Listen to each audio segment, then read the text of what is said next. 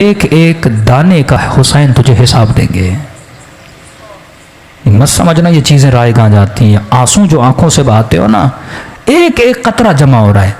जो सांसें हुसैन की मजलिस में गुजरी उनका हिसाब अलग है, जो सांसें तुमने गुनाह की महफिल में गुजारी उनका हिसाब अलग है, जो सांसें अपनी माँ के कदमों को दबाते हुए तुमने गुजारी ना उसका हिसाब अलग है। हर शय का अल्लाह के दरबार में हिसाब है। कुछ ईरानी ज़ाहिर कहते हम करबला गए तो 40 के दिन थे, हर बंदा कह रहा था आप हमारे घर आए, हमारे घर आए। कहते हमें जल्दी करबला पहुंचना था, हम नहीं रुके। एक छोटा सा गांव था बीच में, एक बूढ़ा 75 साल का, उसने आकर हमारे कदम पकड़ लिए। इतनी शिद्दत से रो रहा था, लग ये रहा था अगर इसकी दावत को कबूल न किया कहीं इसे यहीं पे सख्त तारी न हो जाए। का ज़्यादा नहीं, बस आओ मेरे सुफरे पे खाना खाओ। अगर तू मेरे सुफरे पे खाना खाएगा मैं ऐसे महसूस करूँगा कि गोया हुसैन मेरे घर में मेहमान बन के आए हैं। खुलूस। हमने कहा बूढ़ा है, हमने कहा ठीक है खाना खाएंगे पर जल्दी निकल जाएंगे। कहा ठीक है 1-2 घंटा आराम करो, अपनी जोराबे दो, मेले कपड़े दो, वो भी धुलने के लिए देता हूँ, थोड़े फ्रेश हो जाओगे, 2 लुक़मे खाने खाओ, मुझ गरीब का दिल खुश हो जाएगा। कहते हैं उसके घर हम चले गए। उसने कहा ठीक है मैं 1 घंटे में खाना तैयार करता हूँ। हम थोड़ा कमर सीधी करके बैठ गए। उस बूढ़े के घर की दीवार के ऊपर एक पेंटिंग लगी थी। पेंटिंग थोड़ी अजीब थी जिसने हमें अपनी तरफ खींचा। हमने क्या देखा, उस पेंटिंग पे एक ताबूत है, मय्यत है अंदर। उस ताबूत के साथ में कब्र है खुदी हुई। हमने कहा ये कैसी पेंटिंग है? लोगों के घरों में जाओ या करबला की जरिए ये चीज़ें हैं, लेकिन ये कैसी पेंटिंग है जिसमें ताबूत है, ताबूत के अंदर मय्यत और सामने खुदी हुई कब्र है। बूढ़ा आया, हमने कहा बूढ़े बताओ ये पेंटिंग का माजरा क्या है? उसने कहा पहले खाना खा लो, कहीं ऐसा ना मैं बताऊं तुम रोने लगो। मौला के ज़ाहिर हो, सुकून से खाना खाओ। इसरार किया कर नहीं, खाना खाओ। खाना खा लिया हमने कहा अब बता। कहा ये जो ताबूत देख रहे हो ये मेरा ताबूत है, ये जो कब्र देख रहे हो ये मेरी कब्र है। एक दिन मैं मर चुका था, मेरा जनाजा ताबूत में था, इसी तरह मेरी कब्र खुदी हुई थी।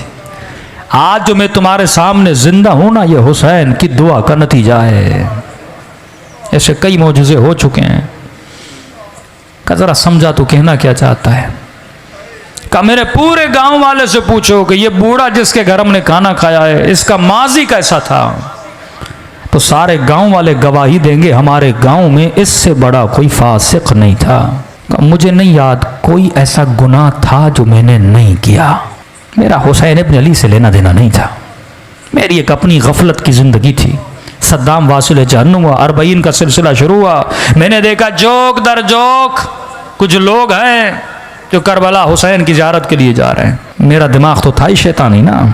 मैंने कहा जाता हूँ इन ज़ायरों को लूटता हूँ, किसी का मोबाइल लूटूंगा, किसी के पैसे लूटूंगा, थके हुए टूटे हुए सो जाएंगे, लूट लूँगा। कहता निकला अपने इरादा लेकर, चाय की सबीलें, खाने की सबीलें, मौकब पे मौकब लगा हुआ। दिल किया कि चाय पीऊँ।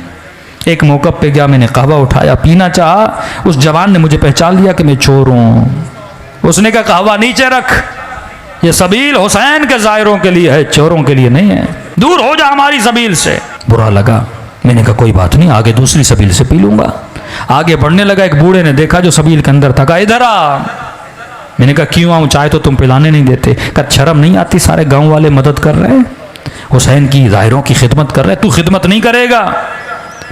मैंने कहा क्या करूं? अब कहता मैं हुसैन को जानता नहीं, मानता नहीं, कोई गरज नहीं, कोई लालच नहीं। मैंने कहा ऐसे क्या मदद करूं? कहा देख चाय बना रहे हैं, चीनी ख़त्म हो गई, 2 किलो चीनी लेकर आ। मैंने कहा ठीक है। बग़ैर गरज के ना, आप न्याज करते हो, जहन में कोई सोच है ना मौला हुसैन मदद करेंगे, कब्र में क़यामत में सैयदा को अजर देंगी मेरे आंसुओं के बदले। कहता नहीं मेरा कोई जहन में पस मंज़र नहीं। मैं गया 2 किलो चीनी ली। वापसी पे एक और सबील थी जहाँ चाय चल रही थी। मैंने कहा चाय यहाँ पीऊँ फिर जाऊँगा। उसने बोला भी तो अब उसकी चाय नहीं पीऊँगा। इज़्ज़त नफ्स ने मुझे रोका। मैंने चीनी इसके टेबल पर रखी, चाय पीना चाहिए। उस सबील वाले ने समझा मैं उसके लिए लेकर आया हूँ। उसने कहा मौला का ज़ाहिर चीनी लेकर आया है। मैं रोक न सका, बता न सका कि आपके लिए नहीं अगले वाले के लिए। उसने उठा ली। मैंने कहा कोई बात नहीं, 2 किलो और लेता हूँ। आगे बढ़ा। कहता है क़ज़ा पूछ के नहीं आती, आज मजमे में बैठा अगर मोमिन ये समझ रहा है ना 2 साल के बाद मरूंगा, 10 साल के बाद मरूंगा, ये तेरी भूल है। सेकंड लगते हैं रूह को बदन से निकलने में। कहता सीने में तकलीफ हुई, जमीन पे गिर पड़ा, अचानक देखा रूह निकल चुकी है, बदन जमीन पे पड़ा हुआ है। लोग दौड़े दौड़ा चेक किया कि बंदा मर चुका। का इतना फासिक था, मेरे जनाजे को कांधा देने के लिए मेरे रिश्तेदार तैयार नहीं थे। 4 मजदूर ढूंढे, उन्होंने कांधा दिया। समझ रहा था ख्वाब देख रहा हूं, लेकिन जब अपनी खुदी हुई कब्र को देखा, ताबूत पे अपने जनाजे को देखा, मैंने कहा ख्वाब नहीं, मर चुका है। कहता इस आलम में परेशान खड़ा था, किसे पुकारूं? बंदा कुछ करे तो अल्लाह को पुकारे ना, न खुदा को सही से मानता था। कहता है कब्र के किनारे पे 2 अजाब के फरिश्ते खड़े थे, हाथ में गुर्ज लिए। इतनी हैबत थी इनके वजूद में, जब देखते थे गोया मेरे अंदर से जान को खींच लेते थे। समझ गया उतरूंगा, कब्र का दरवाजा बंद होगा, अजाब शुरू हो जाएगा। कहता मेरा वजूद कांप रहा था, किसे पुकारूं? कौन आएगा मदद के लिए? इतने में मेरे पीछे से एक मीठी सी आवाज आई, और आवाज ने मलाइकों को मुखातब किया, आए मलाइकतुल्लाह, मेरे दोस्त को डरा क्यों रहे हो? मैंने कहा कौन है इस आलम में मुझे अपना दोस्त कह रहा है? कहता है मुड़ के देखा तो मलाइकों ने बड़े अदब से इसे झुक के सलाम किया और कहा अस्सलामु अलैका या अबा अब्दुल्लाह अल हुसैन, हुसैन शहीद करबला। हुसैन ने मुझे अपना दोस्त कहा मुझसे ज्यादा मलाइकों ने ताज्जुब किया।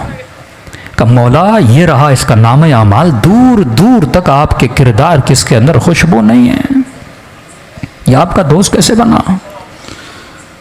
इमाम ने कहा अगर दोस्त न होता मेरी सबील पे 2 किलो चीनी न देता। कौन देता है बेगरज किसी को कोई चीज?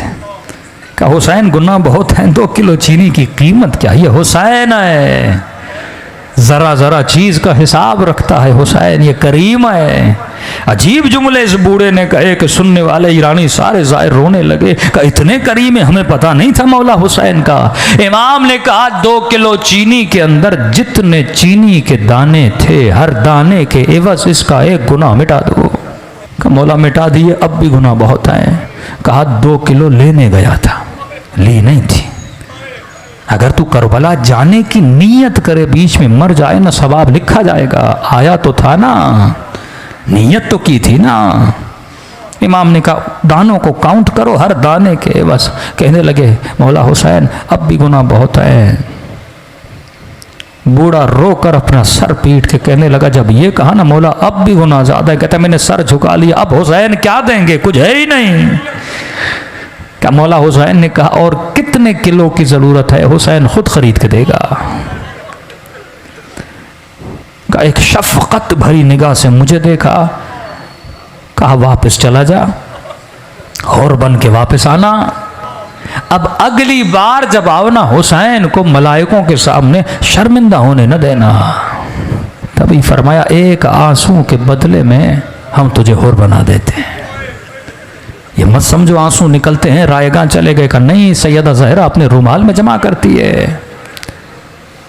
माजूर मौला का ज़ाहिर 40 पे लोग जा रहे थे, का मौला हुसैन सब आ रहे हैं, क्या आपकी ज़ियारत अमीरों के लिए, गरीबों के लिए नहीं, बीमारियों के लिए नहीं? मौला ये अदालत नहीं।